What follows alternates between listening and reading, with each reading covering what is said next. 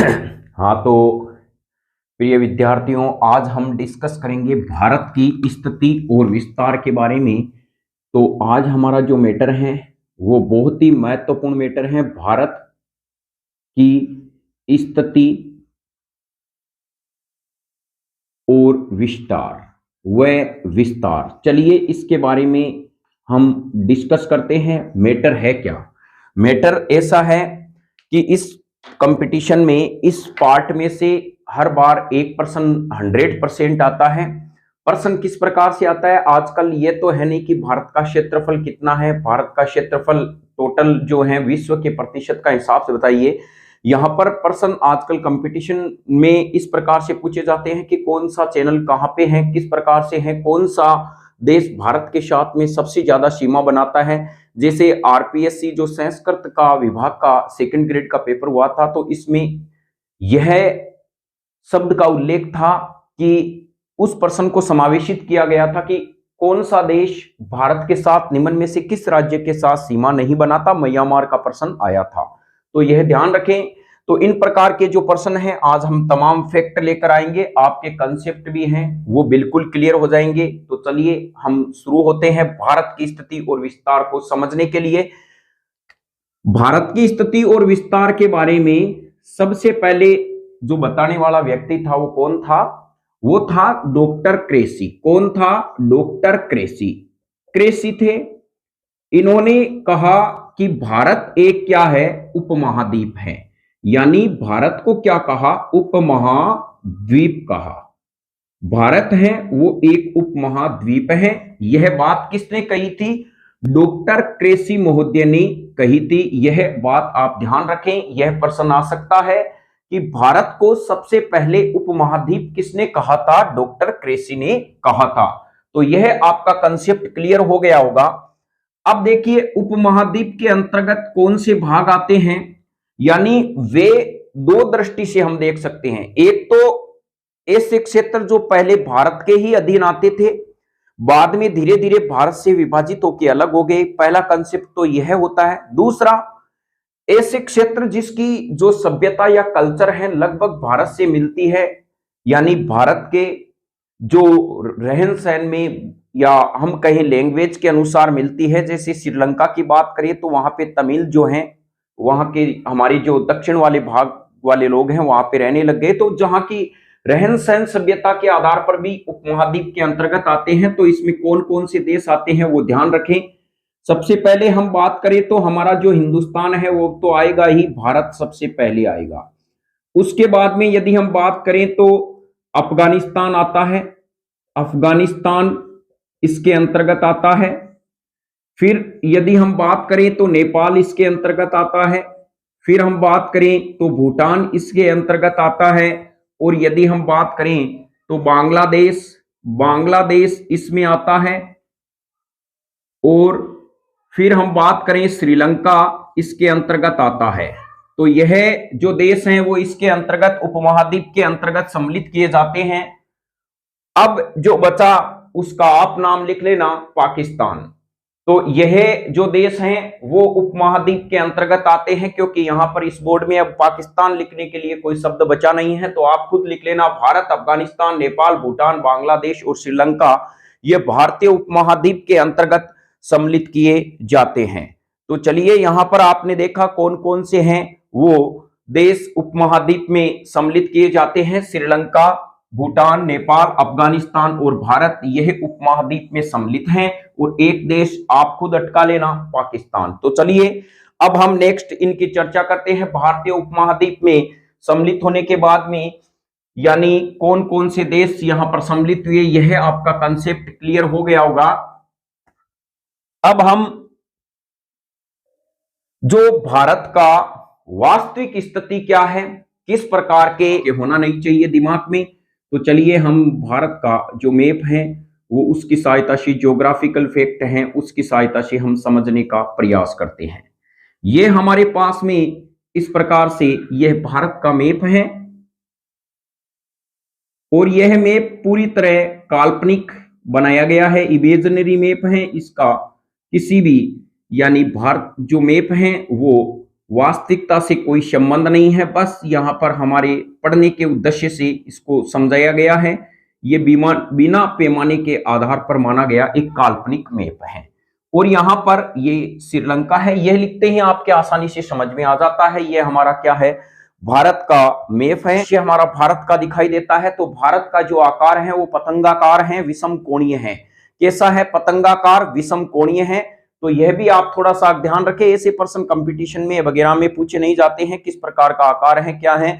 जो पूछे जाएंगे वो हम आपको हिंट बार और 2-3 बार हम रिवीजन करके आपके दिमाग में पूरा सेट करने का प्रयास करेंगे। कितना सुंदर भारत, हमारा अद्भुत भारत, पूरे विश्व के नक्शे में यदि देखें तो अलग से ही हमारा देश कितनी सुंदरता लिए हुए दिखाई देता है। तो अब हम जो बात करेंगे इनके बारे में जो फैक्ट है क्या है, तो चलिए, यहां पर जो सीमा बनाता है वो है पाक, पाकिस्तान सीमा बनाता है। पाकिस्तान कितने राज्यों से सीमा बनाता है यह भी आप नोट करते जाना। भारत का मैप समझने से पहले आपको स्टेट समझने जरूरी है। यदि आप स्टेट अच्छे से समझ लेते हैं तो इसका मतलब है आपके ज्योग्राफिकल जो भारत की स्थिति है और विस्तार आपने अच्छे से समझ लिया। ध्यान रखें, स्थिति और यानी भारत का मैप में यदि आपको स्टेट समझना है तो आसान भाषा में न्यू कंसेप्ट क्लासेज में आप प्ले लिस्ट में जाएंगे तो यहाँ जो है उसमें आपको भारत का जो मैप किस प्रकार से भरे उसमें तमाम स्टेट आप 5 मिनट में ही आसानी से देख सकते हैं। ये 5 मिनट आपको ज्यादा जरूरी नहीं है कि आप यह मिनट कभी भी दे सकते हैं। खेल कूद के समय जो भी आप खाली माइंड हो उस समय आप एक बार मैप को देखें, आसानी से समझ में आ जाएगा, लेकिन फ्री माइंड होके। तो अब आप देखा मैप के मायने कहीं आवे की टाइप आवे, अपन की भाषा में हम इसको समझने का प्रयास करते हैं। पाकिस्तान जो होता है वो भारत के कितने स्टेट से सीमा बनाता है, तो यह बनाता है एक तो जम्मू एंड कश्मीर से, एक किससे बनाता है, पंजाब से बनाता है, पंजाब से यह सीमा बनाता है, एक राजस्थान से सीमा बनाता है, एक गुजरात से सीमा बनाता है। यह पाकिस्तान इन 4 स्टेट से सीमा बनाता है। यह नक्शा देखने के बाद में आपके दिमाग में आ गया होगा 4 स्टेट से पाकिस्तान सीमा बनाता है भारत वालों से। भारत के जो स्टेट हैं इनकी जो सीमा है वो 1947 में खींची गई थी और इस सीमा का नाम रखा गया है red Cliff line. Red Cliff line इस सीमा का नाम रखा गया है, रेड क्लिफ लाइन। देखिए रेड क्लिफ लाइन इसलिए कहते हैं, ये रेड क्लिफ ने खींची थी, जो इसी के नाम के आधार पे इसका नाम रख दिया। थोड़ा सा के आप ध्यान रखना, पाकिस्तान और जो पंजाब के बीच में है तो इसका नाम रेड क्लिफ, लेकिन सामान्य भाषा में इसे वाघा बॉर्डर भी कहते हैं। वाघा बॉर्डर पाया जाता है पंजाब और पाकिस्तान के बीच में, जो है वो वाघा बॉर्डर होता है। रेड क्लिफ लाइन है वो 1947 में पाकिस्तान और भारत के बीच में एक कृत्रिम रूप से खींची गई रेखा है। अब यहां पर एक आता है, हम बात कर सकते हैं, यहां पे आता है अफगानिस्तान। अफगानिस्तान आता है, अफगानिस्तान अफगानिस्तान भारत के साथ में सबसे कम सीमा बनाता है, 106 किलोमीटर की सीमा बनाता है, 106 किलोमीटर की। और एकमात्र जो राज्य आता है वो होता है जम्मू एंड कश्मीर के साथ में अफगानिस्तान सीमा बनाता है। अब हम देखेंगे अफगानिस्तान सीमा बनाता तो है, लेकिन इसमें है क्या बात, महत्वपूर्ण जो बात है वो हम फैक्ट में समझ लेते हैं। तो यहां पर हम समझने का प्रयास करते हैं। इसमें एक रेखा का नाम आता है ड्यूरंड रेखा। ये भारत और पाकिस्तान जैसे ही नाम लिखते हैं मार्कर में स्याही भी खत्म होने लग जाती है। ये अर्थव्यवस्था को के हिसाब से भी देखें तो कैसे भी देखें ये कुछ लेने का ही काम करते हैं। तो चलिए अफगानिस्तान की बात करें तो इसका नाम है ड्यूरंड रेखा। ड्यूरंड रेखा है, ड्यूरंड रेखा है, यह 1896 में खींची गई थी ड्यूरंड रेखा। अब ध्यान रखना यह पाक अधिकृत कश्मीर में है, यानी ये एक विवादास्पद रेखा है, अफगानिस्तान और भारत के बीच में थी ड्यूरंड रेखा। लेकिन अभी वर्तमान में यदि है यह रेखा भारत और अफगानिस्तान के बीच में नहीं होकर यानी पाकिस्तान और अफगानिस्तान के बीच में रेखा है, वो ड्यूरंड रेखा के नाम से जानी जाती है। तो ध्यान रखें ड्यूरंड रेखा पहले तो अफगानिस्तान और यह ड्यूरेंड रेखा भारत के बीच में खींची गई थी। यह एलओसी यानी हम कहें कि पाक अधिकृत कश्मीर में यह रेखा आती है अफगानिस्तान में, लेकिन अभी वर्तमान में यदि हम बात करें अफगानिस्तान और पाकिस्तान के बीच में जो रेखा है उसका ही नाम ड्यूरेंड रेखा है। अब चलते हैं तो यहां पर यदि हमारे पास में बात आती है तो यह आता है चाइना। कौन सा आता है? इस वाला इलाका ये चाइना का इलाका है, चाइना का इलाका है। चलिए हम चाइना का इलाके के बारे में बात करते हैं। अभी लठमार होली यहाँ पर ही हमारे वीर पुरुषों ने खेली थी, हमारे फौजी भाइयों ने खेली थी। ये ड्रैगन देश क्या क्या कारनामे करता है आप खुद देख के बताएंगे कि इनके साथ में तो लठमार होली ही खेलनी चाहिए थी। अभी आगे और इनके भी कारनामे और देखेंगे। तो चीन जो बॉर्डर है वो किन के साथ में बनाता है, नक्शा देखते ही आपको पता चल जाता है। एक तो जम्मू कश्मीर के साथ में ये सीमा बनाता है। किसके साथ में बनाता है? जम्मू एंड कश्मीर के साथ में, एक हिमाचल के साथ में, एक उत्तराखंड के साथ में। उत्तराखंड के साथ में यह सीमा बनाता है, एक सिक्किम के साथ में सीमा बनाता है, एक बनाता है एसीपी यानी अरुणाचल प्रदेश को हम एसीपी कहेंगे शॉर्ट भाषा में। तो देखो यहां पर चीन है वो 5 राज्यों से सीमा बनाता है। कभी कभी प्रश्न ये सीधा भी पूछा जा सकता है कि चीन कितने राज्यों से सीमा बनाता है? 5 राज्यों से सीमा बनाता है। और 5 का मतलब जो पंचायती करता है लठमार होली खेलना स्वाभाविक ही है। तो चलिए ये 5 राज्यों के साथ में सीमा बना लिया। अब यहाँ पे जो आता है वो आता है म्यांमार। क्या आता है? म्यांमार आता है, म्यांमार आता है। म्यांमार जैसे ही आप ये नक्शा देखोगे आपके आसानी से समझ में आ जाएगा। यहाँ पर वाला भाग अरुणाचल प्रदेश है, नागालैंड है, और यहाँ पे मणिपुर है, ये मिजोरम है। यानी हम कह सकते हैं अन्ना और यहाँ पे मैं मी, मम्मी मैं मी लिखा है। तो यहाँ पे देखिए अन्ना मम्मी, अन्ना की मम्मी हम ऐसे याद रख सकते हैं, वो मम्मी अलग होती है, ये याद करने वाली ये मम्मी अलग है। तो एक का मतलब अरुणाचल प्रदेश, नागालैंड, मणिपुर और मिजोरम के साथ में म्यांमार जी सीमा बनाते हैं। तो चलिए 5 स्टेट कौन यानी 4 स्टेट कौन कौन से हो गए? तो एक तो हो गया एसीपी के साथ में सीमा बनाता है, नाका मतलब नागालैंड के साथ सीमा बनाता है, और कौन सा बनाता है? मैक का मतलब मणिपुर के साथ में सीमा बनाता है, एक मी का मतलब मिजोरम के साथ में भी सीमा बनाता है। ये रटने की जरूरत नहीं है, समझने की जरूरत है। तो ये इनके म्यांमार किसके साथ में सीमा बनाता है? एक तो अरुणाचल प्रदेश के साथ में सीमा बनाता है, एसीपी के साथ में सीमा बनाता है, एक नागालैंड के साथ में सीमा बनाता है, नागालैंड के साथ में एक बनाता है मणिपुर के साथ में, मणिपुर एक बनाता है, मणिपुर के साथ में एक बनाता है, मिजोरम के साथ में, मिजोरम। ये 4 स्टेट आपको पता हो गए होंगे। म्यांमार इसके साथ में सीमा बनाता है और इसका पुराना नाम ब्रह्मा था। और ध्यान रखें जो BN राव थे संवैधानिक सलाहकार थे, संविधान ब्रह्मा में बनाने का भी काम किसने किया था? BN राव ने किया था, जो भारत के प्रथम मुख्य जो अंतरराष्ट्रीय न्यायालय में ये थे, प्रथम जो न्यायाधीश थे, मुख्य न्यायाधीश में भी काम कर चुके हैं। तो BN राव ने यहाँ पर संविधान बनाया था, बाद में इस ब्रह्मा का नाम बदल के म्यांमार रख दिया। तो चलिए अब यहाँ पर हम देखते हैं कौन सा है। यहाँ पर जो गिरा हुआ है वो बांग्लादेश है। आप नक्शा ध्यान से देखोगे तो यहाँ पे ये मिजोरम तो आएगा ही। अब हम कह सकते हैं टीम बनाई, अन्ना की मम्मी ने टीम बनाई, टी का मतलब आ जाएगा त्रिपुरा। कौन सा आ जाएगा? त्रिपुरा। मैं का मतलब आ जाएगा मेघालय। मेघालय में मानसिन राम स्थित है जहां विश्व की सबसे ज्यादा वर्षा होती है। और फिर यहाँ पर ये असम भी क्या है? सीमा बनाता है। तो असम भी इसमें अंतर्गत आ जाएगा, इधर आ जाएगा पश्चिम बंगाल।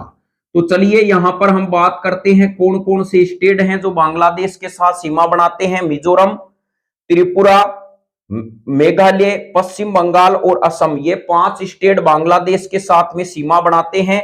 तो यह भी आप ध्यान रखें कौन कौन से स्टेट किस प्रकार से सीमा बनाते हैं। अब हमारे पास में 2 यानी कौन कौन से स्टेट भारत के हैं, वो कौन किस देश के साथ में कितनी सीमा बनाते हैं, तो यहां पर आपने देख लिया।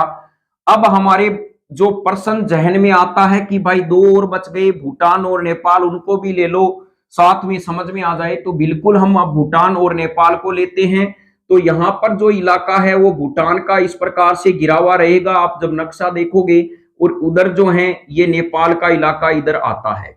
तो अब देखो नेपाल का जो इलाका है वो हम इसीलिए अब समझने का प्रयास करते हैं, सर्दी बहुत ज्यादा है। अब हम शूटर का हमें कोई कहे तो एक शूटर से हम 5 साल काम चला लेते हैं, लेकिन जब कोई बीवी कहे कि अब सर्दी बढ़ गई है, शूटर लानी है, तो स्वेटर तो लानी ही पड़ती है। तो यह हमारा वाजिब भी है कि बीवी मंगाई, शूटर हम न लेके आए। तो हम कह सकते हैं कि जो स्वेटर बेचने आते हैं, हम कहते हैं ना नेपाली और तिब्बती शूटर बेचने यहाँ पे आते हैं, तो वहां पर सबसे अच्छी शूटर मिलती है।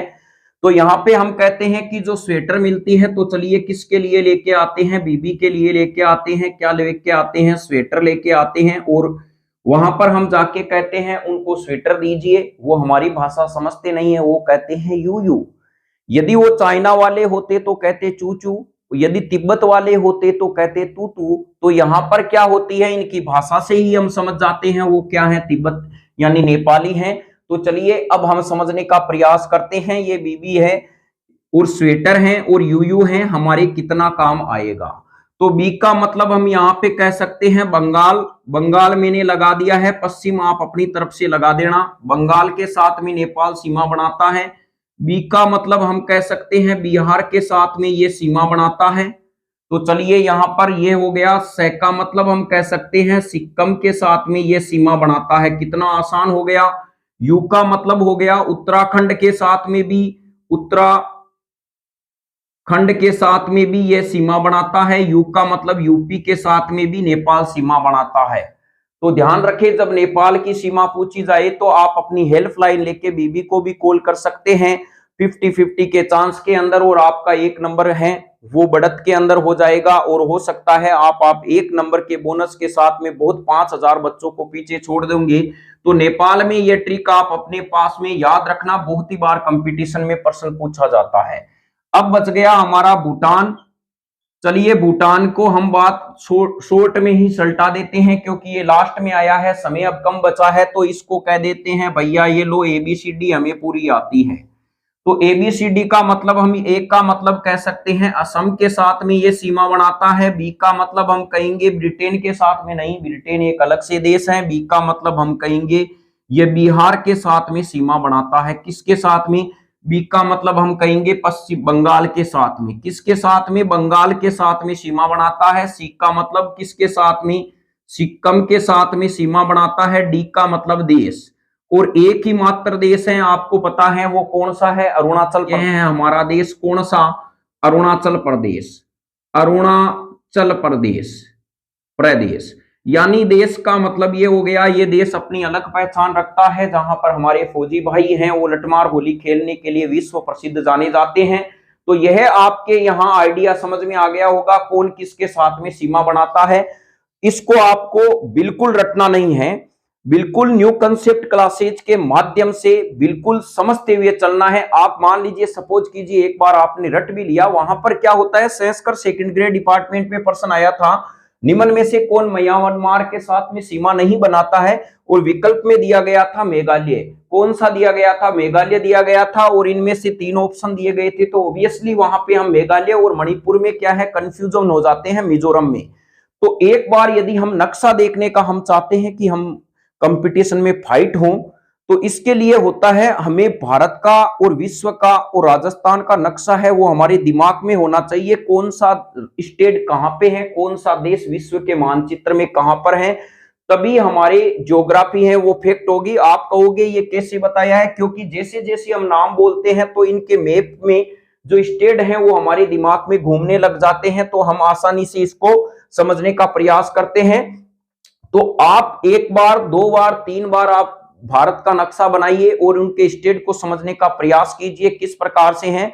और आपको ज्यादा करना कुछ भी नहीं है, न्यू कंसेप्ट क्लासेज ने आपके लिए समय बचाते हुए अपने अनुभव को शेयर करते हुए भारत का पूरा मानचित्र है अच्छे से आपको समझाया हुआ है। आप प्ले लिस्ट में जाके भारत के मानचित्र को अच्छे से समझे, जिससे आपके ये भारत की स्थिति और विस्तार है वो कंप्लीट हो जाए। और सत्य को हम टाल नहीं सकते, ये तो 100% है, चाहे कोई भी कंपटीशन एग्जाम हो, जैसे CET का हो या पुलिस कांस्टेबल का हो, चाहे RAS का हो या second grade science first grade का हो, ज्योग्राफी से मैटर आएगा तो भारत की स्थिति और विस्तार में से 1% 100% आएगा। तो चलिए यहां पर आपने इनके बारे में जान लिया, कौन सा देश किसके साथ में सीमा बनाता है। अब हम भारत के जो हैं इसके देश अक्षांशीय विस्तार और देशांतरीय विस्तार के बारे में देखते हैं, तो किस प्रकार से क्या है। तो चलिए एक इनको हम समझने का प्रयास करते हैं। भारत की यहां पर यदि हम देखें इस प्रकार से लंबाई और चौड़ाई, यानी भारत की जो लंबाई है उत्तर से दक्षिण तक, ये तो हमें पता होना चाहिए कि ये वाला हिस्सा उत्तर होता है, ये वाला साउथ होता है, और ये वाला हमारे पास में ईस्ट होता है, और ये हमारे पास में यानी वेस्ट होता है, ये हमारे पास में ईस्ट होता है। नॉर्थ साउथ वेस्ट और ईस्ट यह डायरेक्शन चार होती है, उत्तर दक्षिण पश्चिम और पूर्व यह होती है। तो चलिए हम इसको समझते हैं। उत्तर से दक्षिण तक जो भारत की लंबाई है वो कितनी है, 3214 किलोमीटर। कितना आसान है, लेकिन 3214 यह किलोमीटर उत्तर से दक्षिण तक लंबाई है, रटने की जरूरत है नहीं, एक बार आंकड़ा समझ लेना पर्याप्त है। और यहां पर यदि हम कहें कि यह जो लंबाई है पूरब से पश्चिम तक जो लंबाई है वो है 2933 किलोमीटर। ये कितने आसान, इसकी देखिए लंबाई कितनी है 2933। तो भारत की यदि हम पूरब से पश्चिम तक लंबाई देखें अर्थात चौड़ाई, इसको कह सकते हैं 2933 किलोमीटर है, और उत्तर से दक्षिण तक लंबाई 3214 किलोमीटर है। अब यहां पर आता है इसका विस्तार, यानी अक्षांशीय विस्तार कितना है, और यानी यदि हमें कहा जाए और देशांतरीय विस्तार कितना है।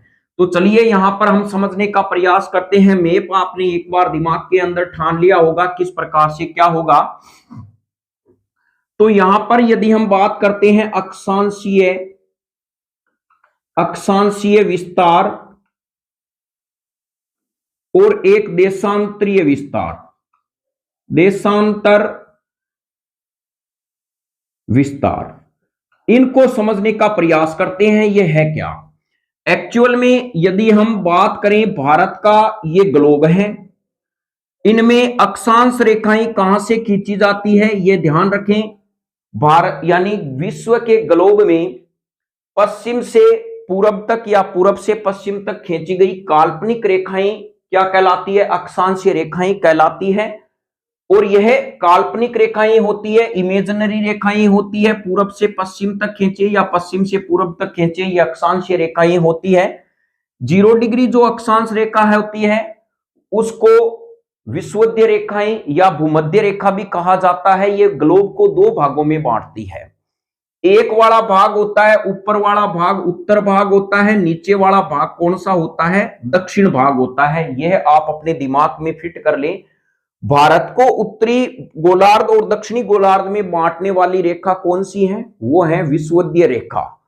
अब यदि हम कहीं देशांतर रेखा के बारे में बात करें तो ये जो ग्रीनविच रेखा आती है, यानी हम कहें कि देशांतर रेखाएं हमेशा कहां से कहां तक खींची जाती है, उत्तर से दक्षिण तक खींची जाने वाली काल्पनिक रेखाएं देशांतर रेखा कहलाती है। और यह ग्रीनविच रेखा जो होती है वो भी गोलार्ध को क्या कर देती है, अब एक पूर्वी गोलार्ध में बांट देती है, एक पश्चिमी गोलार्ध में बांट देती है। तो अब हम कह सकते हैं यानी ग्रीनविच रेखा के दाईं ओर वाला भाग पूर्वी होगा, बाईं ओर वाला भाग पश्चिम होगा। तो हमारा जो पूरा का पूरा ग्लोब है वो 4 गोलार्ध में बटा हुआ है। और 4 गोलार्ध कौन सा हो गया, ये हो गया उत्तर पूर्वी गोलार्ध यानी उत्तर पश्चिमी गोलार्ध, ये उत्तर पूर्वी गोलार्ध, ये दक्षिण पश्चिमी गोलार्ध, ये दक्षिणी पूर्वी गोलार्ध। अब भारत की यदि हम स्थिति देखें तो भारत कहां पे स्थित है, यहां पे स्थित है, विश्व के मानचित्र में उत्तर पूर्व में स्थित है, यह आप ध्यान रखें। तो भारत जो है वो विश्व के मानचित्र में कहां पे स्थित है, उत्तर पूर्व में स्थित है। कहां पे स्थित है, उत्तर पूर्व में स्थित है विश्व के मानचित्र में। यदि हम देखें तो यह आपको याद रखना है, भारत विश्व के मानचित्र में कहां पर स्थित है। तो चलिए यहां पर आपने ये फैक्ट समझा। अब आप कहेंगे यह हमने कैसे जाना, तो चलिए हम एक बार इसको और समझाने का प्रयास करेंगे। अब अक्षांशीय और देशांतरीय विस्तार को समझते हैं। भारत जब यहां पर स्थित है इसका मतलब है यह जो यहां से अक्षांश रेखा गुजरेगी इन अक्षांश रेखा को कहेंगे उत्तरी अक्षांश। क्या कहेंगे? उत्तरी अक्षांश। और ये जो देशांतर रेखा गुजरेगी इनको हम कहेंगे पूर्वी देशांतर। क्या कहेंगे? पूर्वी देशांतर। तो ध्यान रखें, भारत का जब आपको विस्तार पूछा जाए तो उत्तरी अक्षांश और पूर्वी देशांतर ही ऑप्शन में होना चाहिए, क्योंकि पूर्वी देशांतर रेखा ही भारत से गुजरती है और उत्तरी अक्षांश रेखा ही भारत से गुजरती है, इसके अलावा नहीं है। जैसे हमें कहा जाए पश्चिमी देशांतर, वो बिल्कुल नहीं होगी। तो अब यहां पर आपने समझ लिया, दो ही रेखाओं का संबंध भारत से है। एक तो उत्तरी अक्षांश से संबंध है, क्योंकि यह रेखाएं इस प्रकार से गुजरेगी, और देशांतर रेखाएं इस प्रकार से गुजरेगी। तो पूर्वी देशांतर रेखाएं और उत्तरी अक्षांश का संबंध ही भारत से है। तो हम यहाँ पे कह सकते हैं, चलिए अब हम भारत की विस्तार को जो है समझने का प्रयास करते हैं। एक दो जो है 5 सेकंड के अंदर किस प्रकार से है। मान लीजिए हमारे जो है भारत है वो इस प्रकार से समझने का प्रयास करते हैं। इस प्रकार से मान लीजिए, सपोज कीजिए हमारा भारत है, तो यहां पर मैं यदि यहां बात करता हूं, ये अक्षांश रेखा है, तो यहां पर यह जो अक्षांशीय विस्तार होगा वो कौन सा होगा? उत्तरी अक्षांश। उत्तरी अक्षांशीय विस्तार होगा। अब हमें कहा जाए कहां से कहां तक होगा, वो भी आपको बिल्कुल रटना नहीं है। एक का मतलब आप 8 टपका देना, ये 8 आपका हो गया रेडी काम। ये होगा 8 पे मिंडी लगा देना, ये 8 डिग्री हो गया। 8 में 2 का भाग दे देना, 4 मिनट हो गया। तो यहां पर उत्तरी अक्षांश 8 डिग्री 4 मिनट से शुरू होता है भारत का, और चलेगा कहां पर? देखिए ऊपर जब आप जाओगे तो 1 कम कर देना, 4 का मतलब 3, 8 का में से 1 घटा देना, ये 7 हो गया। 37 डिग्री, 7 में से 1 और घटा देना, 6 मिनट। तो बताओ आपके यह अक्षांशीय विस्तार समझ में आया या नहीं आया? उत्तर भारत है वो उत्तरी अक्षांशीय विस्तार बताइए, 8 डिग्री 4 मिनट से लेके 37 डिग्री 6 मिनट उत्तरी अक्षांशीय विस्तार है। तो यह अक्षांशीय विस्तार होगा। यहाँ पे यदि हमें कहा जाए भारत का जो अक्षांशीय विस्तार है वो है 8 डिग्री 4 मिनट उत्तरी अक्षांश से, 37 डिग्री 6 दक्षिणी अक्षांशीय विस्तार, बिल्कुल गलत है। दक्षिणी अक्षांशीय विस्तार नहीं होगा। भारत है वो ग्लोब में उत्तर में स्थित है, उत्तरी गोलार्ध में स्थित है, तो उत्तरी अक्षांशीय विस्तार होगा। दक्षिण कहां पे आएगा? तो यह थोड़ा सा आप दिमाग में ध्यान रखना, कौन सा शब्द आना चाहिए? अक्षांशीय विस्तार। क्योंकि एग्जामिनर क्या करता है, आपसे यह पूछने का प्रयास करता है कि आपने ज्योग्राफी को रटा है या समझा है।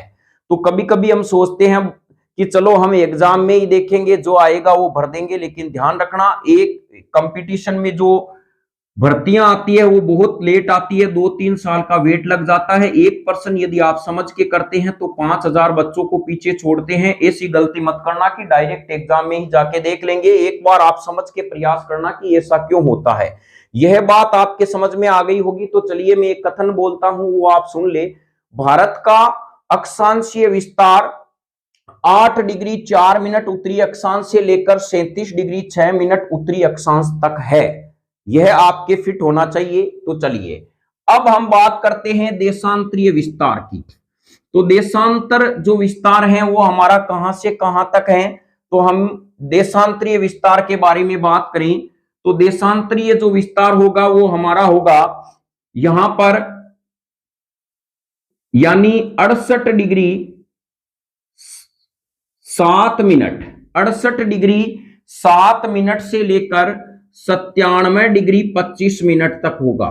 यानी 68 डिग्री 7 मिनट पूर्वी देशांतर से लेकर भारत 97 डिग्री 25 मिनट पूर्वी देशांतर पर स्थित है। तो यह ध्यान रखें, देशांतर की जब बात आती है तो पूर्वी विस्तार के बारे में देखें तो यहां पे आपको एक शब्द याद रखना है, पूर्वी देशांतर, और यह आपका हो गया पूर्वी देशांतर। तो चलिए यह समझ में आ गया होगा। भारत 68 डिग्री 7 मिनट पूर्वी देशांतर से 97 डिग्री 25 मिनट पूर्वी देशांतर पर स्थित है।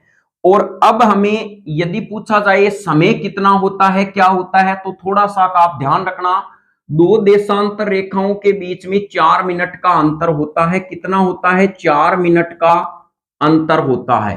यह भी आप ध्यान रखें, दो देशांतर रेखाएं जो होती है उनके बीच में 4 मिनट का अंतर होता है। तो कभी समय पूछ ले तो 97 डिग्री 25 मिनट में से आप 67 जो है 68 डिग्री 7 मिनट घटाकर जो भी आए उसको आप 4 से गुणा कर देना, मिनटों में आएगा। और घंटे में यदि कन्वर्ट करना है 60 का भाग लगा देना, आपका समय आ जाएगा। तो चलिए यहां पर आपने भारत की स्थिति और विस्तार के बारे में अभी तक यहां देखा। अब हम चलते हैं भारत के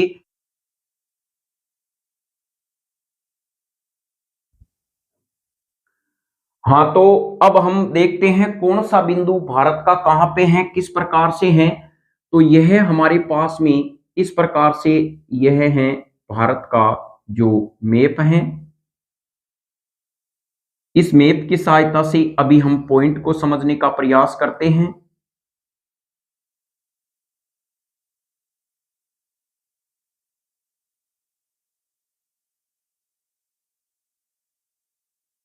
ये काल्पनिक इमेजिनरी मैप बनाया गया है। यहां पे ये श्रीलंका स्थित है और यहां पे यह अंडमान निकोबार द्वीप स्थित है। और यह ध्यान रखना यहां पर जो है वो लक्षद्वीप स्थित है। कौन सा है? लक्षद्वीप स्थित है यहां पे।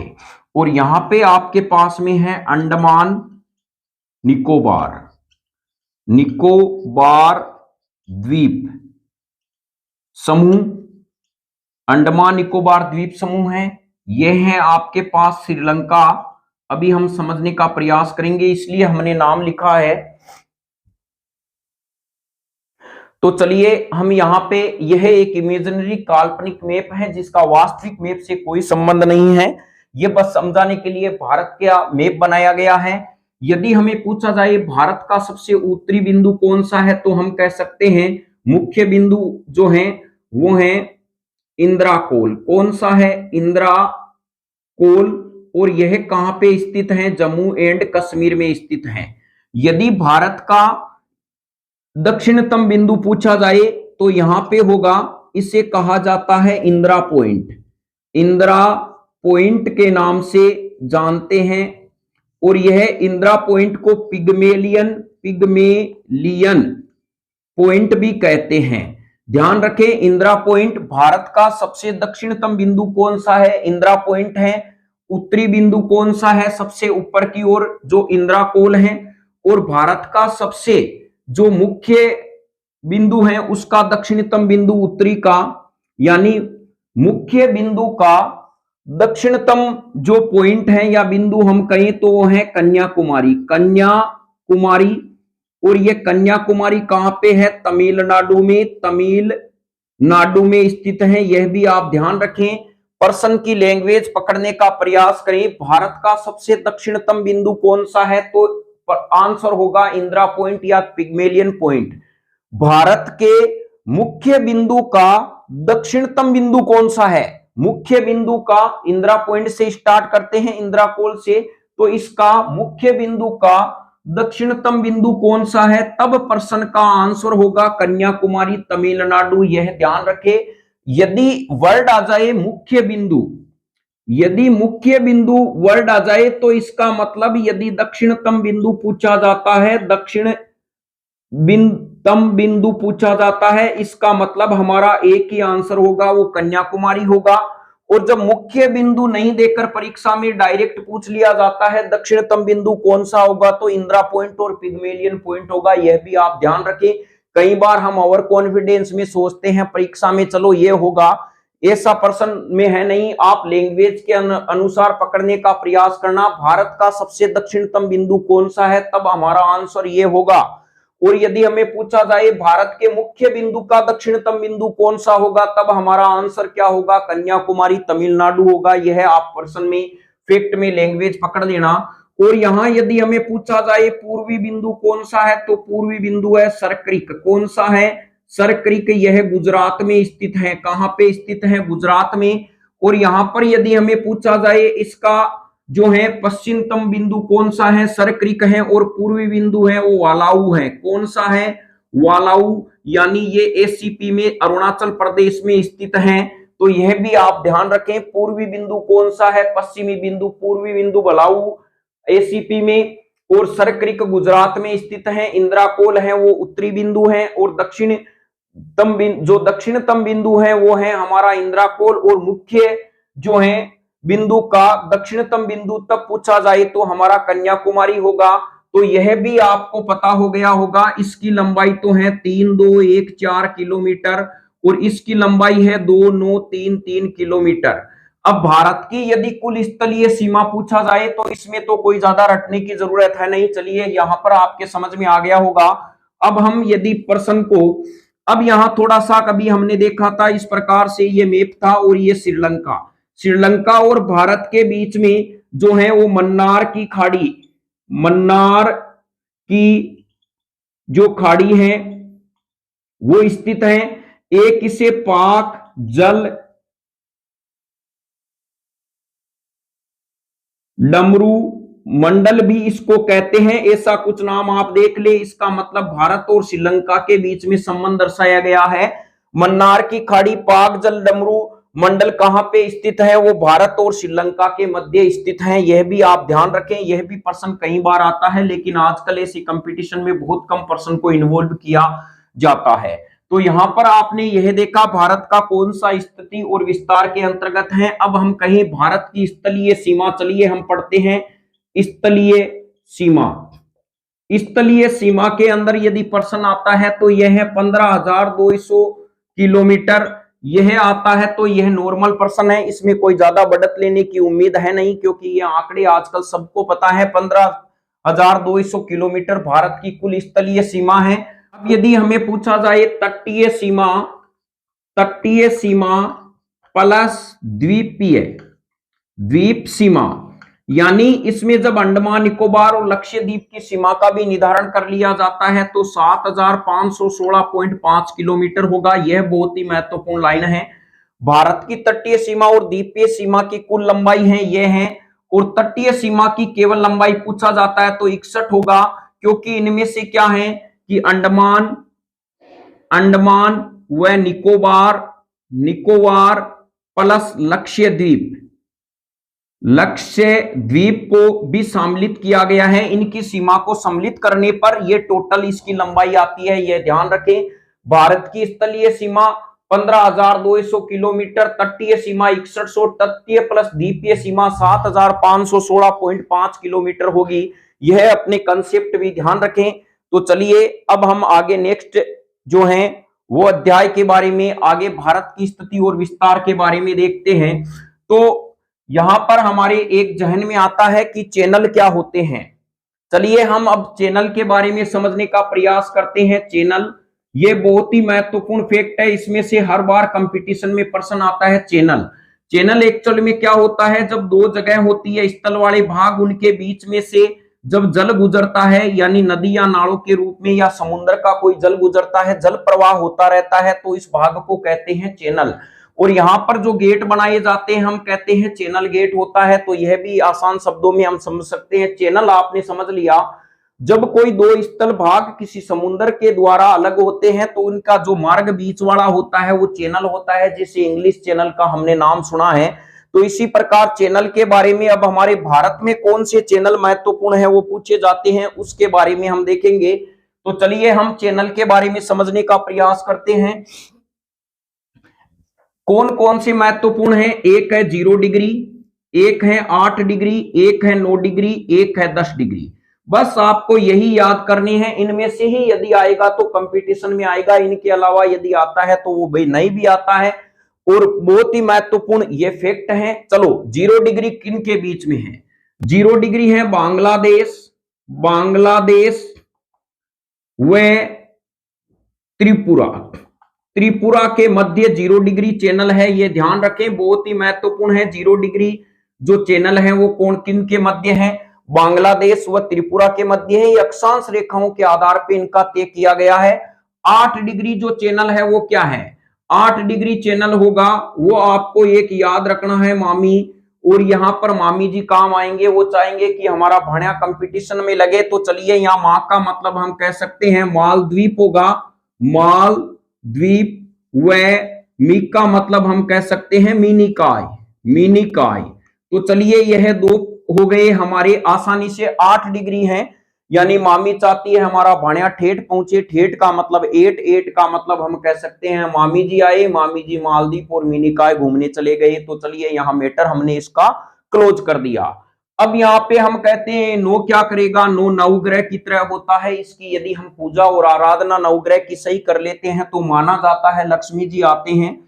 चलिए लक्ष्मी जी तो कर्म के आधार पे आते हैं, लेकिन हम इस नवग्रहों के आधार पे हम समझ लेते हैं लक्ष्मी जी आए, लय का मतलब लक्ष्य द्वीप, लक्ष्य द्वीप व मिनिकॉय के बीच में, मिनिकॉय इनके बीच में 9 डिग्री चैनल पाया जाता है। ये आपके पास में समाप्त, ये समझ गए होंगे कौन कौन सा चैनल क्या है। अब 10 का मतलब होता है बस करो, यानी ए बी, हम कह सकते हैं अब बस करो कहते हैं ना, अब बस करो, बस का मतलब 10 हो गया। अब का मतलब देखो ए बी हो गया, तो अंडमान, अंडमान व निकोबार के बीच में, निकोबार के बीच में कौन सा चैनल पाया जाता है, 10 डिग्री पाया जाता है। तो चलो बताओ, देखे 0 डिग्री किसके बीच में होगा, बांग्लादेश और त्रिपुरा के बीच में होगा। यानी हम कहते हैं 8 डिग्री किसके बीच में होगा, मामी याद रखना मालदीव और मिनिकॉय। 9 डिग्री किसके बीच में होगा, लक्षद्वीप यानी और मिनिकॉय लक्ष्मी जी। 10 बस ए बी, अब बस करो ए बी अंडमान एवं निकोबार। ये लीजिए आपके चैनल तैयार हो गए, ये महत्वपूर्ण है बात। एक और ध्यान रखना, आपको यहां पर जो मैटर दिया जा रहा है वो जीके का होगा, यानी जनरल नॉलेज का होगा। जनरल नॉलेज में आपको ऊपरी प्रश्न अच्छे से पूछे जाएंगे जो महत्वपूर्ण होते हैं, ऐसे नहीं है कि आपको डीपली पूछे जाएंगे। डीपली का मतलब है यदि आप ज्योग्राफी से स्पेशल पेक्युलरिटीज हैं तभी आपको पूछे जाते हैं। आपको जैसे कहा जाता है हृदय की स्थिति कहाँ है, वो ऐसे प्रश्न आपको पूछे जाते हैं। लेकिन यदि मिट्रल कपाट और त्रिवलनी कपाट का संबंध है वो उनको पूछा जाएगा, जो स्पेशली क्या है यानी बायोलॉजी सब्जेक्ट लेके उनमें महारत हासिल करना चाहता है उनमें पूछा जाता है। तो यह आप चैनल याद रख लें, यही चैनल यदि आपको याद है तो आप 100% एग्जाम कंपटीशन में फाइट कर सकते हैं। यह तो बहुत ही महत्वपूर्ण चैनल है। तो चलिए अब चैनल के बारे में आपने जान लिया, अब हम देखते हैं भारत के साथ में सीमा के बारे में कौन से हैं। तो यहां पर भारत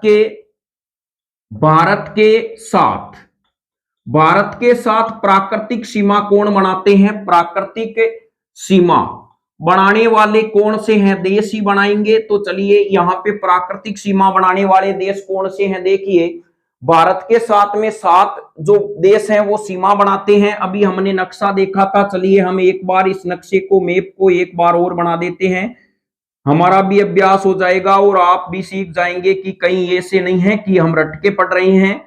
तो चलिए इस प्रकार से हमने एक बार इमेजिनरी जो भारत का मैप है वो बना दिया। ये इस प्रकार से आपका क्या है, मैप बन गया। यहां पे आपने देखा सबसे पहले पाकिस्तान 1 नंबर, अफगानिस्तान, तो चलिए इसको 1 नंबर दे देते हैं, पाकिस्तान को 2 नंबर ही दे देते हैं, 2 नंबर इसको दे देते हैं।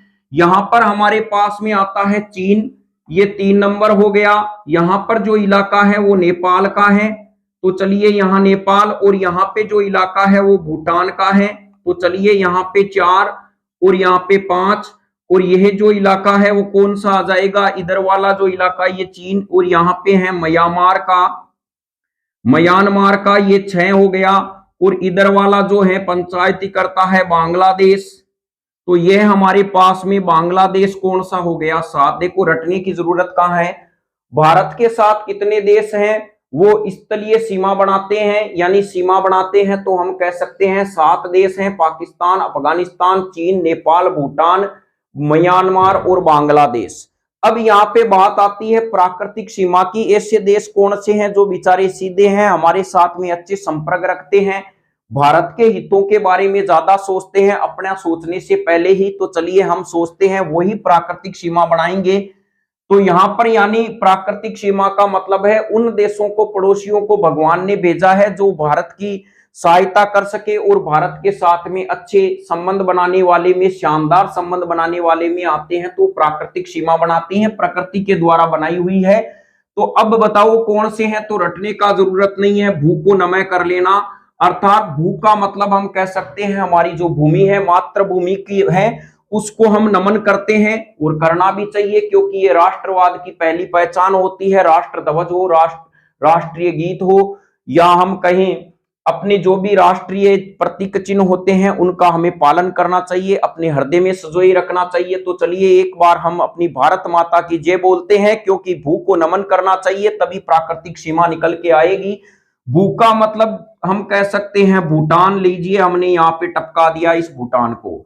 यहां पर हम कह सकते हैं न का मतलब क्या होगा, न का मतलब नानी नहीं होगा, इस बार मामी और नानी नहीं लेना है, नेपाल लेना है। क्या ले लिया, नेपाल। मैं का मतलब क्या लोगे बताइए आप। मैं का मतलब यहां पर इस देश की सीमा के अंदर आपको लेना है। मैं का मतलब ये देखिए, मैं आएगा, मिनकी नहीं आएगा, म्यांमार आएगा। क्या आया, म्यांमार। तो बताओ समझ में आया या नहीं आया। भू का मतलब भूटान, ने का मतलब नेपाल, मैं का मतलब म्यांमार। यह कौन से देश हैं जो भारत के साथ में प्राकृतिक सीमा बनाते हैं और बाकी के कौन से बनाते हैं, कृत्रिम सीमा बनाते हैं। यह अपने दिमाग में रख लेना। चीन भारत के साथ में कौन सी सीमा बनाता है, चीन भारत के साथ में बनाता है मैकमोहन रेखा। मैकमोहन, इसका मैकमोहन रेखा है, यह 1914 में बनाई गई थी। भारत और चीन के बीच में मैकमोहन रेखा का नाम जाना जाता है, ये ध्यान रखें। और पाकिस्तान के बीच में रेड क्लिफ है, वाघा बॉर्डर। पाकिस्तान और पंजाब के बीच में वाघा बॉर्डर आता है, और रेड क्लिफ तो ऑलरेडी इनमें जानी जाती है। और अफगानिस्तान और भारत के बीच में पहले ड्यूरंड रेखा थी, जो पाक अधिकृत कश्मीर के साथ सीमा बनाता था, लेकिन अब यह ड्यूरंड रेखा है, विवादास्पद होने के कारण अफगानिस्तान और पाकिस्तान के बीच में बढ़ती है। तो यहां पर आपने देख लिया। बांग्लादेश भी देखिए, आप कहोगे ये क्या करता है, ये जीरो बॉर्डर बनाता है, यानी हम कहीं 3 बीघा गलियारा। चलिए हम इसका अब डिस्कस करते हैं। यह आपके समझ में आ गया होगा। भारत प्राकृतिक सीमा किन देश के साथ में बनाता है, भूटान, नेपाल, म्यांमार। अब हम कहें बांग्लादेश व भारत। बांग्लादेश व भारत, बांग्लादेश और भारत जो सीमा बनाते हैं, यानी इनके बीच में एक है 3 बीघा गलियारा। 3 बीघा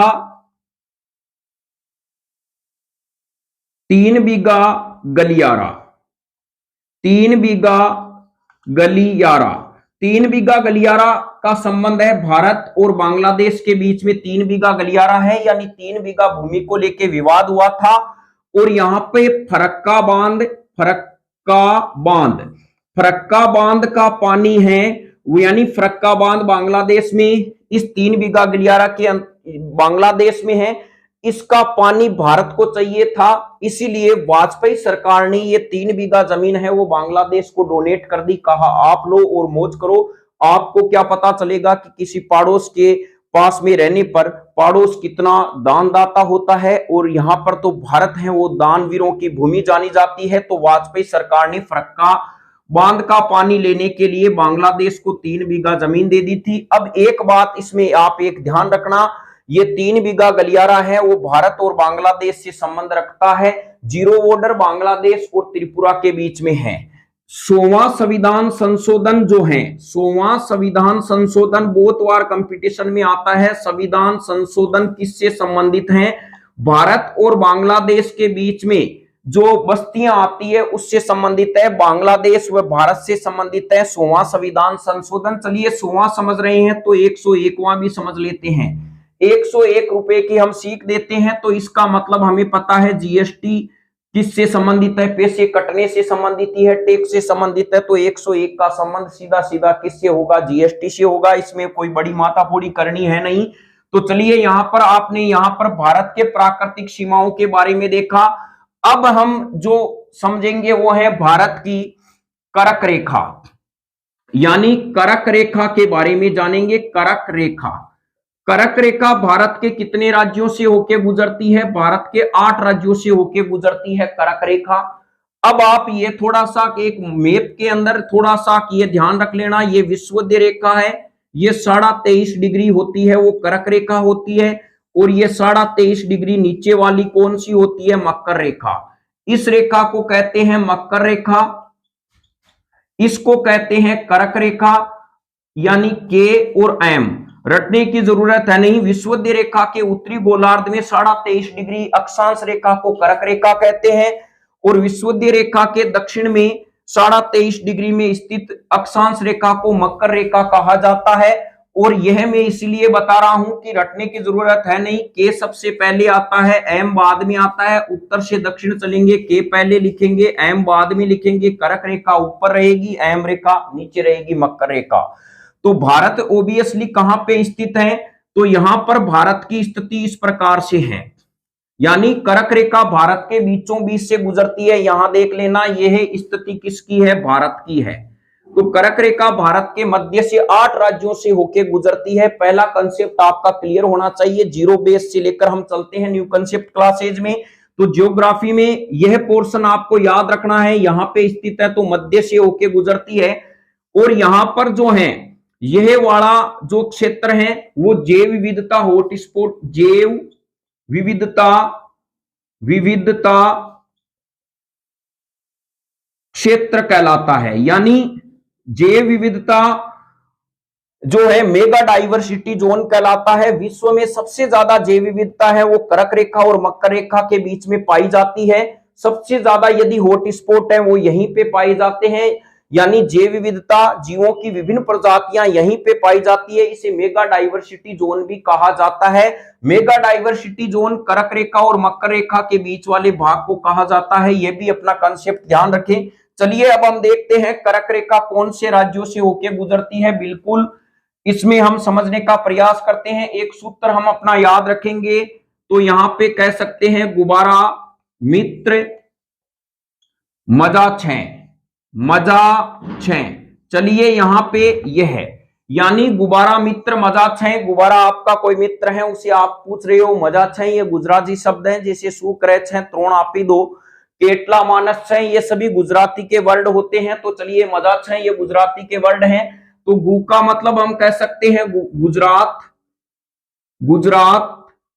ब का मतलब हम कह सकते हैं पश्चिम बंगाल, बंगाल लिख देना। पश्चिम अपने आप एग्जामिनर अपने आप लगा देगा, यदि आपके कर्म अच्छे काम करते हैं तो वो पश्चिम बंगाल लिख देगा। रे का मतलब हो जाएगा राजस्थान, मी का मतलब हमारे पास में हो जाएगा मिजोरम, टे का मतलब हो जाएगा त्रिपुरा, एम का मतलब हो जाएगा एमपी मध्य प्रदेश, झा का मतलब हो जाएगा झारखंड, और छ का मतलब हो जाएगा छत्तीसगढ़।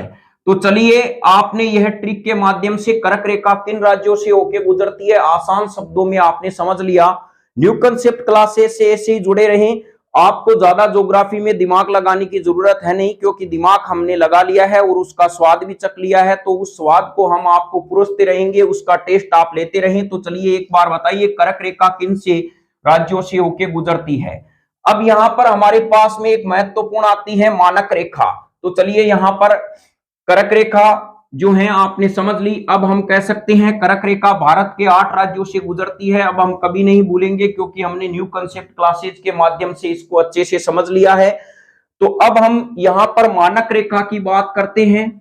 मानक रेखा, चलिए ये मानक रेखा है क्या? ये 82.5 डिग्री पर स्थित है। भारत में जो मानक रेखा है वो 82.5 डिग्री गुजरती है। यानी हम कह सकते हैं इसमें इलाहाबाद का रेनी नामक स्थान स्थित है।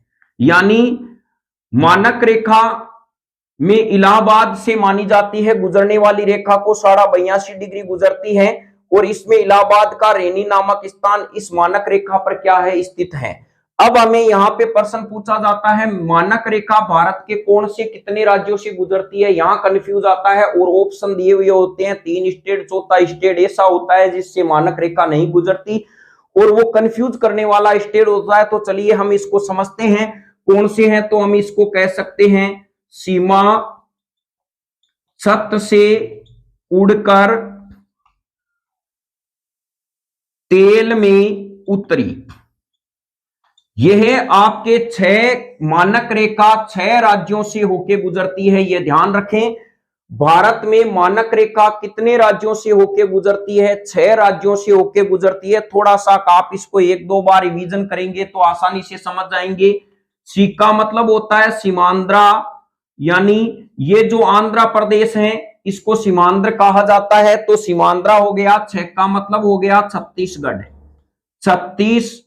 गढ़ हो गया, से को आप उड़ा देना, हटा देना अपनी तरफ से। ऊ का मतलब हो गया उड़ीसा। ते का मतलब हो गया तेलंगाना, तेलंगाना से यह गुजरती है। मै का मतलब हमारे पास में हो गया मध्य प्रदेश से भी यह गुजरती है। यू का मतलब हो गया यूपी।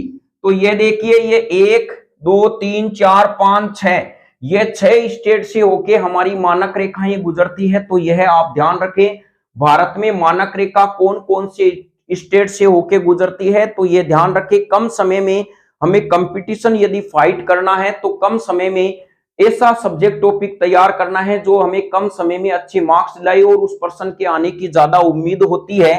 तो जब हमें उम्मीद हो जाती है कि ये इन प्रश्नों में से प्रश्न आएंगे तो हमें वही प्रश्नों को बार बार एक बार रिवीजन के तौर पे देखना है।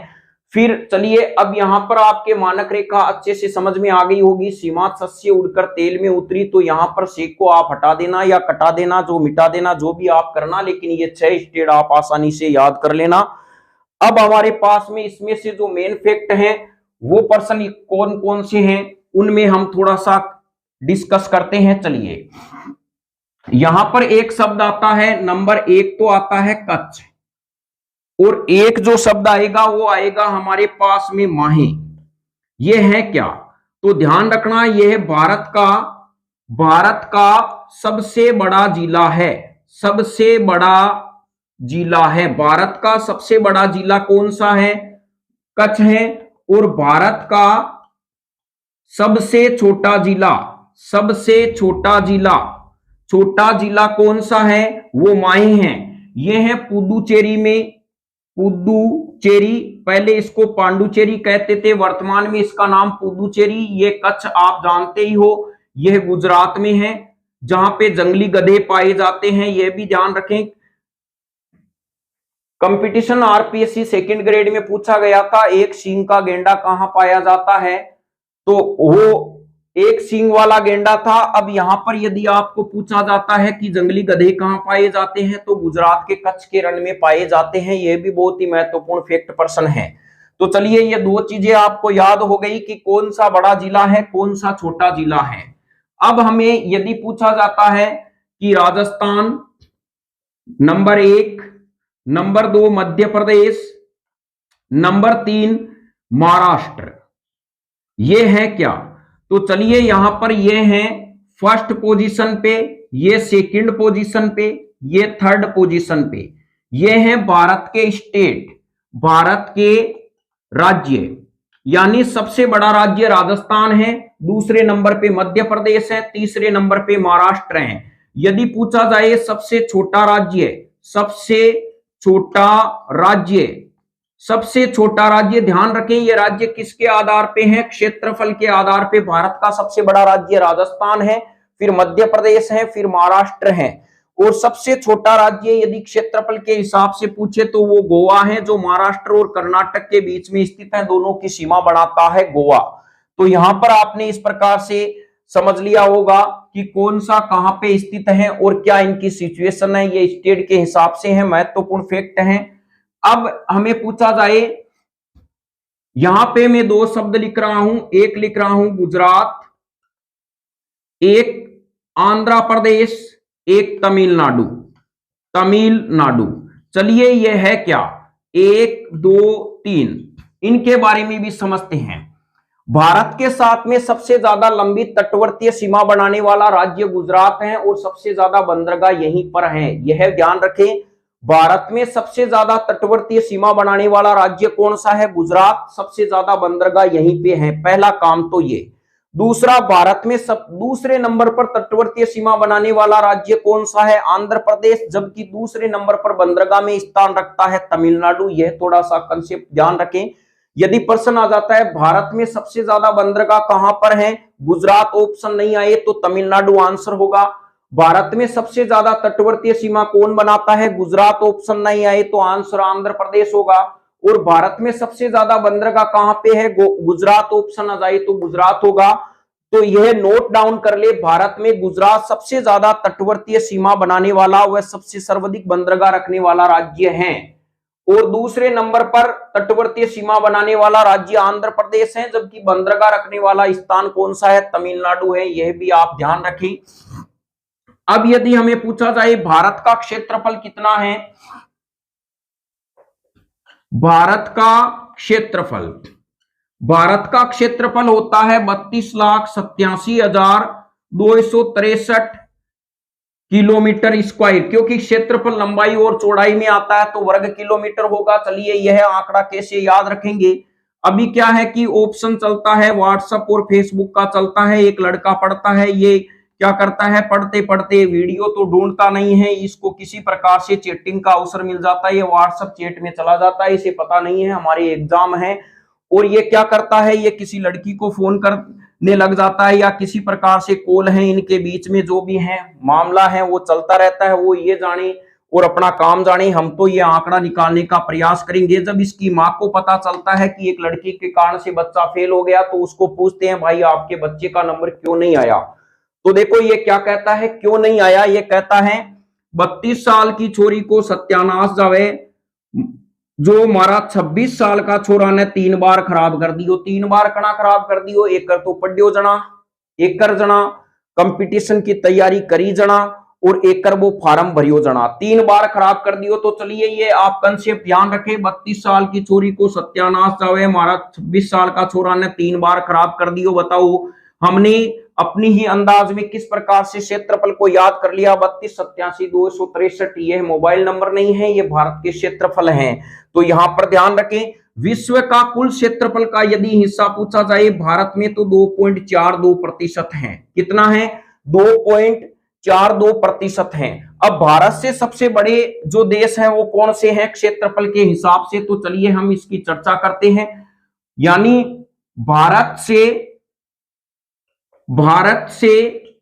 सबसे बड़े क्षेत्रफल वाले देश चलिए कौन कौन से हैं, तो हम यहां पे इस प्रकार से याद कर सकते हैं, रुक चीन अब आया भारत, रुक चीन अब आया भारत, यानी भारत का क्षेत्रफल में विश्व में कौन सा स्थान है, 7वां स्थान है। इससे बड़े जो देश हैं वो कौन से हैं, रुक चीन अब आया भारत, और तभी तो लटवारी हुई थी वहां चीन के अंदर, तो रुक यानी अरुणाचल प्रदेश के अंदर, तो हम ये कह सकते हैं रुक का मतलब रूस कह सकते हैं, कैक का मतलब कनाडा कह सकते हैं। ध्यान रखें कनाडा में अथाबास का झील है जो यूरेनियम के लिए विश्व प्रसिद्ध है।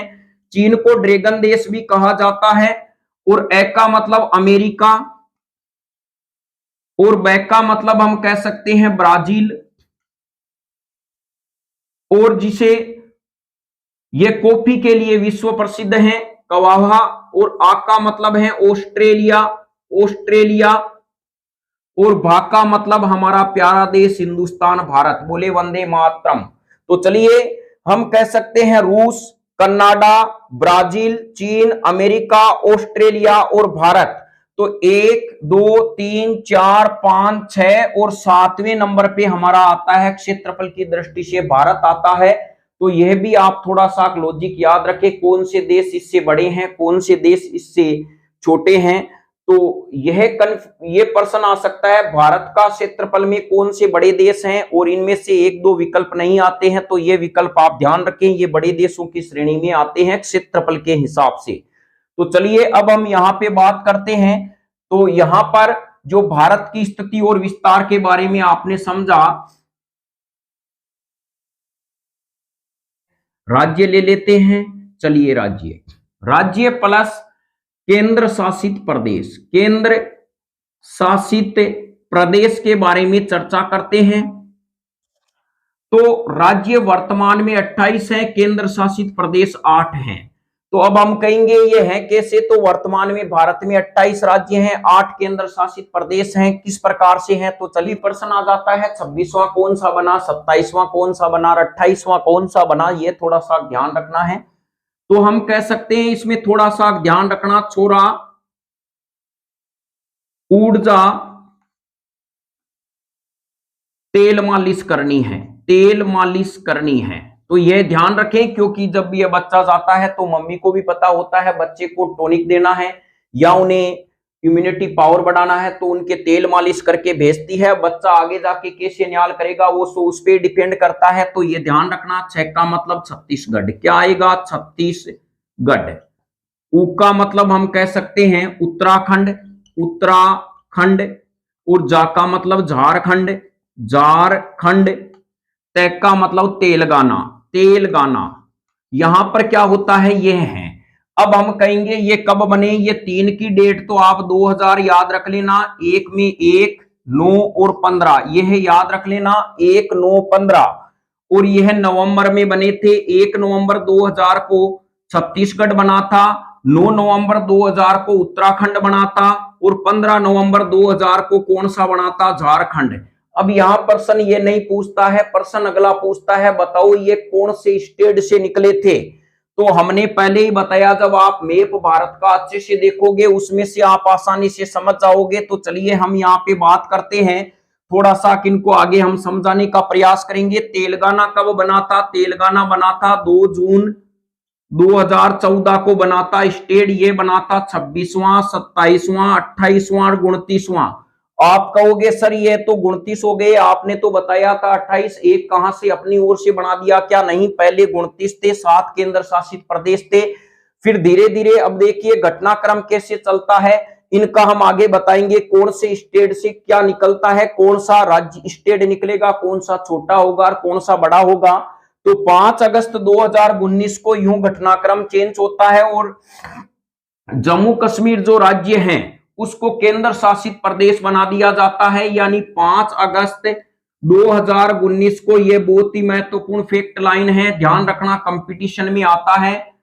5 अगस्त 2019 को जम्मू एंड कश्मीर को केंद्र शासित प्रदेश, केंद्र शासित प्रदेश बना देते हैं। क्या बना देते हैं, केंद्र शासित प्रदेश। और इसके स्टेट का दर्जा है वो छीन लेते हैं।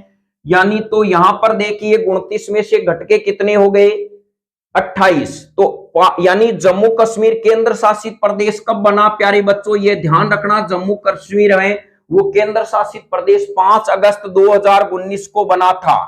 अब यदि हमें कहा जाए चलिए केंद्र शासित प्रदेश बना, तो 26 जनवरी 2020 को, 26 जनवरी 2020 को दादर नागर हवेली, दादर नागर व दमन द्वीप को मिलाकर, यानी दादर व नगर तथा दमन व द्वीप को मिलाकर, दीव को, इन दोनों को मिला दिया गया और एक क्या कर दिया गया, केंद्र शासित प्रदेश बना दिया गया, केंद्र शासित प्रदेश बना दिया गया। इन दोनों को मिला के, पहले ये अलग अलग थे, दादर नगर हवेली और दमन द्वीप क्या थे, ये अलग अलग केंद्र शासित प्रदेश थे। लेकिन इनको 26 जनवरी 2020 को केंद्र शासित प्रदेश दोनों को मिला के कंबाइन बना दिया। तो वर्तमान में भारत में 28 राज्य हैं और 8 केंद्र शासित प्रदेश हैं, ये ध्यान रखें। और ये दोनों डेटें एग्जाम की दृष्टि से बहुत ही महत्वपूर्ण है। जो प्रतियोगी की परीक्षा देने जा रहे हैं इसको नकारा नहीं जा सकता। तो यह दोनों डेट आप याद रखना। फिर आप कहोगे कब बना, मुझे तो पता ही नहीं था, पहले ही बता देते कि डेट पूछते, मैं ज्योग्राफी पढ़ता ही नहीं प्यारे बच्चों। यहां पर जनरल जीके के अंदर आपको ज्योग्राफी में यह भी ध्यान रखना है कि 28 थे, लेकिन 26वां कौन सा बना, 27वां, 28वां, 29वां, कभी यह भी पूछा जा सकता है तेलंगाना कब राज्य बना। तो हमें यह ध्यान रखना है 2 जून 2014 को बना था। और जम्मू कश्मीर को केंद्र शासित प्रदेश का दर्जा कब दिया गया, 5 अगस्त 2019 को। दादर नागर हवेली व दमन द्वीप को कब केंद्र शासित प्रदेश बना दिया गया, दोनों को मिला के कंबाइन कर दिया गया, थे पहले भी, लेकिन दोनों को मिला के कहा आप एक रहो, एक रहोगे तो यूनिटी बढ़ेगी, आप वो छोटे छोटे हो। तो 26 जनवरी 2020 को यह इनको केंद्र शासित प्रदेश एक कंबाइन कर दिया गया। अब चलिए हम यहाँ पे पढ़ने का प्रयास करते हैं। अभी हमने कहा था छत्तीसगढ़, एक नाम लिया था छत्तीसगढ़ छोरा, और यहां पे उत्तराखंड, ऊटजा, झारखंड, झारखंड, और यहां पे तो तेलंगाना तो है ही, इसमें कोई बात है नहीं। चलिए हम इन 3 के बारे में बात करते हैं। डेट बताओ, 1 नंबर पे आएगा ये 9 लिख देते हैं, ये 15 लिख देते हैं, और यहां पर हम कहेंगे ये नवंबर तो है ही, दोनों के आगे 2000 का नोट इनको टपका देते हैं। ये 2000 का सबसे बड़ा नोट हो गया, तो नवंबर 2000 में 1915, ये ध्यान रखना 1915, जब 3-4 बार आप बोलोगे 1915 तो यह छत्तीसगढ़, तो 1915 और नवंबर 2000 में। अब यूं घटनाक्रम होता है, ये किससे मिलके बनते हैं? चलिए हम भारत का मैप देखते हैं, तो इससे हम थोड़ा सा देखेंगे।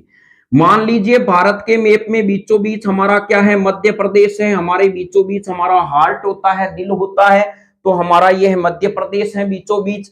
और यहां पर हम कभी कभी रात को सोते हैं और अचानक जग जाते हैं, अरे कौन है, कौन आएगो रे, तो घर वाले कहते हैं सो जा बेटा, दिन को ही कुछ नहीं किया, तो रात को क्या करेगा? फिर पास वाला कहता है छाती पर हाथ आएगो, हाथ हटा दे, पड़ जाए, ये बार सो जाई हो, ठीक है पचापा सो जावा।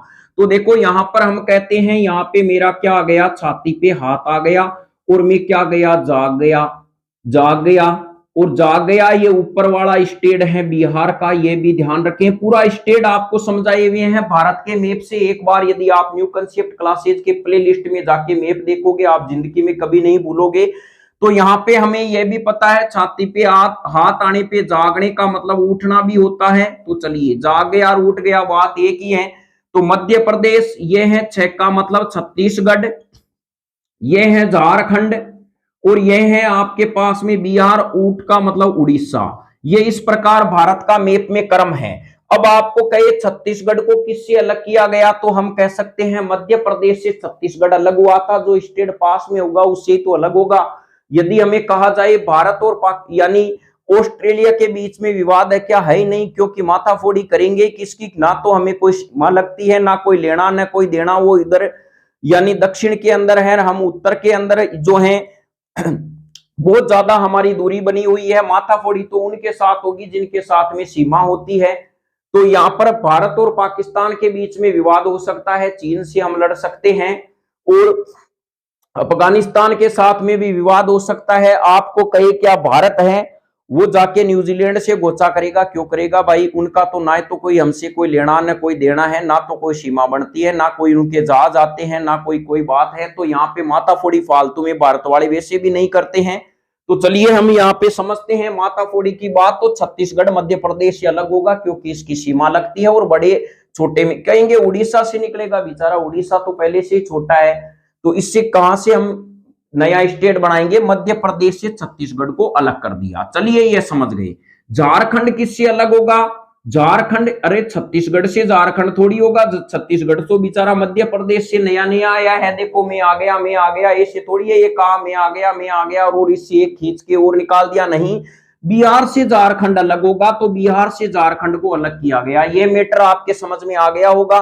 अब यहाँ पे हम कह सकते हैं, चलिए तेलंगाना को किससे करते हैं? आंध्र प्रदेश से तेलंगाना को करेंगे, कहीं मध्य प्रदेश से काय को करेंगे? यहां पर तो तेलंगाना है, इसका तो बीच में बहुत ज्यादा सीमाएं आती है, बीच में स्टेट आते हैं। तो यह बीच में कहां आएगा? तो यहाँ पे हम कह सकते हैं आंध्र प्रदेश, और तेलंगाना को आंध्र प्रदेश से अलग किया गया था, मध्य प्रदेश का लेना देना नहीं है। अब हमें कहीं बताओ उत्तराखंड किससे अलग किया गया? तो आप ऐसे मैप पढ़ते हैं बार बार, ये है उत्तराखंड और ये है यूपी। तो यहां पे देखो इसका क्रम ऐसे भी आता है, उत्तर उत्तर पड़ैनी, उत्तर उत्तर पड़ैनी, पैक का मतलब पटना बिहार आएगा, यूपी आएगा, उत्तराखंड आएगा। तो डेफिनेट यहाँ पे कहे क्या हिमाचल से? क्या हिमाचल तो ऑलरेडी में छोटा स्टेट है, उससे कैसे अलग करेंगे? उत्तर प्रदेश से उत्तराखंड को अलग किया गया था, यह आपको ध्यान रखना है। तो यहाँ पे हम कह सकते हैं, ने बताया था कि जम्मू कश्मीर को अलग कर दिया जाता है, स्टेट का दर्जा है उसका समाप्त करके केंद्र शासित प्रदेश बना दिया जाता है।